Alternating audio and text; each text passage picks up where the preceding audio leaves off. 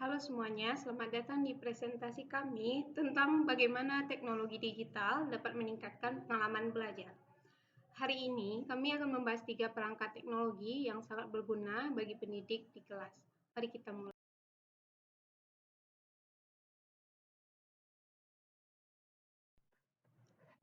Yang pertama yaitu aplikasi pembelajaran interaktif.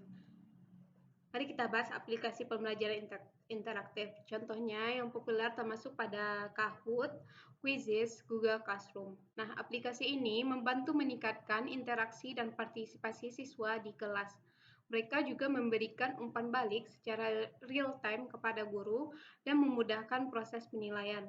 Cara penggunaannya dan kelebihannya.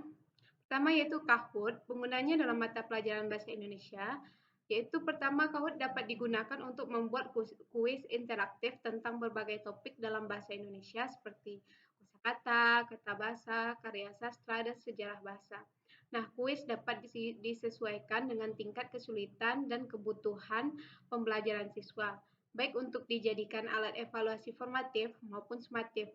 Cara penggunaannya, pertama guru membuat akun di platform Kahoot dan membuat kuis sesuai dengan topik pembelajaran bahasa Indonesia. Kemudian siswa bergabung ke sesi kuis dengan memasukkan kode PIN yang diberikan oleh guru, yang kemudian guru memproyeksikan pertanyaan kuis dan siswa menjawab melalui perangkat mereka sendiri. Dan langkah terakhir yaitu setelah kuis selesai, hasilnya dapat langsung ditampilkan secara real time sehingga guru dapat memberikan umpan balik secara langsung kepada siswa. Kelebihan dari aplikasi Kahoot ini yang pertama yaitu meningkatkan interaksi dan partisipasi siswa di kelas. Kemudian aplikasi Kahoot ini memberikan pengalaman belajar yang menyenangkan dan menantang. Kemudian memotivasi siswa untuk aktif dalam pembelajaran bahasa Indonesia dan aplikasi ini memberikan data hasil evaluasi yang dapat digunakan untuk mengevaluasi pemahaman siswa secara menyeluruh.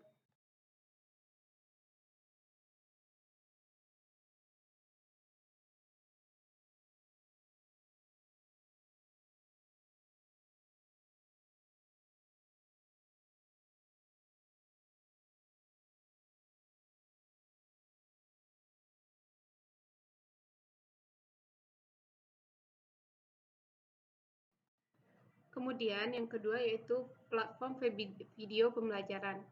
Nah, guru bahasa Indonesia dapat menggunakan platform video seperti YouTube untuk membagikan video-video pendek tentang hasil analisis sastra, teknik menulis, atau cuplikan karya sastra yang sedang dipelajari. Video-video ini dapat memberikan tambahan pemahaman tentang topik-topik tertentu atau membantu siswa dalam memahami konteks karya sastra yang sedang dibahas. Selain itu, platform video juga dapat digunakan untuk mengadakan sesi diskusi atau presentasi siswa tentang karya sastra yang mereka pelajari.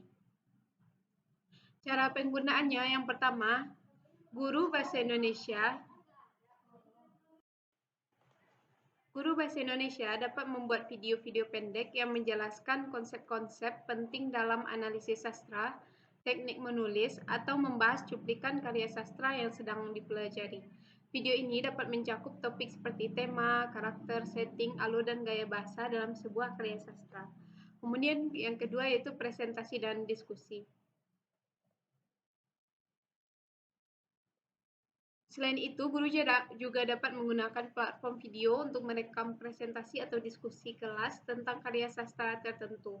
Siswa dapat mempresentasikan hasil analisis mereka tentang karya sastra, menyampaikan pemahaman mereka tentang cerita, atau berdiskusi tentang berbagai aspek dari karya sastra yang sedang dipelajari. Kemudian tambahan pemahaman. Video-video pendek dapat digunakan sebagai tambahan pemahaman untuk siswa yang memerlukan pengulangan atau penjelasan lebih lanjut tentang topik tertentu. Guru dapat membuat video singkat yang menjelaskan konsep yang sulit dipahami atau memberikan contoh konkret untuk memperjelas pemahaman siswa. Tugas atau latihan. Guru juga dapat memberikan tugas kepada siswa yang melibatkan pembuatan video pendek mereka sendiri tentang topik terkait karya sastra yang sedang dipelajari. Misalnya, siswa dapat membuat video analisis karakter atau video presentasi tentang tema dalam sebuah novel. Kelebihannya dalam mata pelajaran bahasa Indonesia yang pertama yaitu visualisasi konsep. Penggunaan platform video memungkinkan guru untuk memvisualisasikan konsep-konsep abstrak dalam bahasa Indonesia, seperti tema, gaya bahasa, atau alur cerita. Ini membantu siswa untuk memahami konsep-konsep tersebut secara lebih jelas dan nyata. Kemudian fleksibilitas belajar. Siswa dapat mengakses video-video pembelajaran kapan saja dan di mana saja sesuai dengan kebutuhan mereka. Kemudian keterlibatan siswa dalam video-video pendek dan sesi diskusi di platform video dapat meningkatkan keterlibatan siswa dalam pembelajaran. Siswa dapat lebih aktif terlibat dalam diskusi, mengajukan pertanyaan, dan berbagi pemikiran mereka tentang karya sastra yang sedang dipelajari. Yang terakhir, kemudian pengembangan keterampilan presentasi. Melalui pembuatan video analisis atau presentasi tentang karya sastra, siswa dapat mengembangkan keterampilan presentasi dan komunikasi mereka. Mereka belajar untuk menyusun argumen yang lebih jelas, menyampaikan ide-ide mereka secara efektif, dan berkomunikasi dengan baik dengan audiens.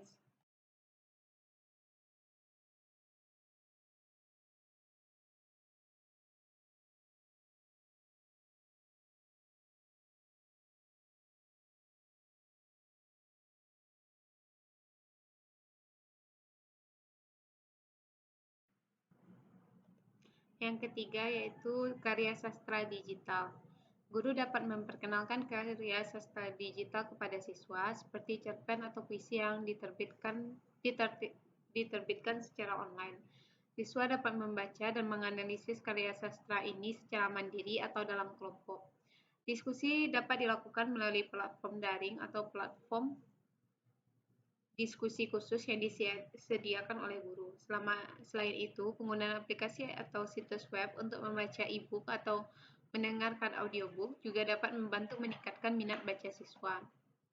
Dengan memanfaatkan teknologi digital dalam pengajaran bahasa Indonesia, guru dapat menciptakan pengalaman pembelajaran yang lebih menarik, interaktif, dan relevan bagi siswa. Cara penggunaannya yaitu pertama, pengenalan karya sastra digital.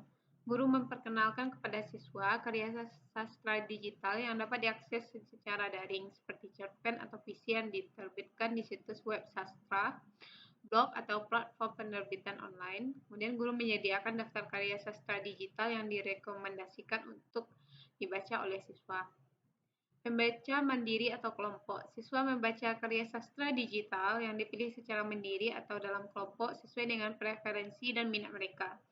Siswa dapat membuat catatan atau analisis singkat tentang tema, gaya penulisan, dan pesan yang terkandung dalam karya sastra yang dibaca. Kemudian, kelebihan dari penggunaan karya sastra digital ini yaitu pertama, aksesibilitas yang lebih luas.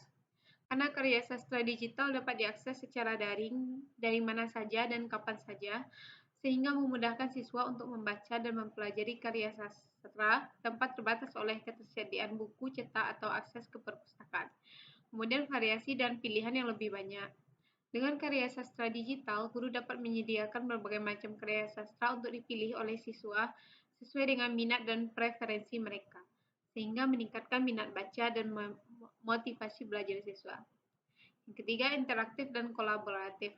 Penggunaan platform daring atau forum diskusi memungkinkan siswa untuk berpartisipasi dalam diskusi yang aktif dan kolaboratif tentang karya sastra yang dibaca, sehingga meningkatkan pemahaman mereka tentang materi dan memperkaya pengalaman belajar mereka.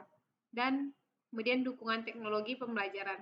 Aplikasi atau situs web pembaca e-book atau audiobook juga dapat memberikan fitur-fitur tambahan seperti pencarian teks, catatan, atau penanda buku digital yang membantu siswa dalam memahami dan menganalisis karya sastra secara lebih mendalam.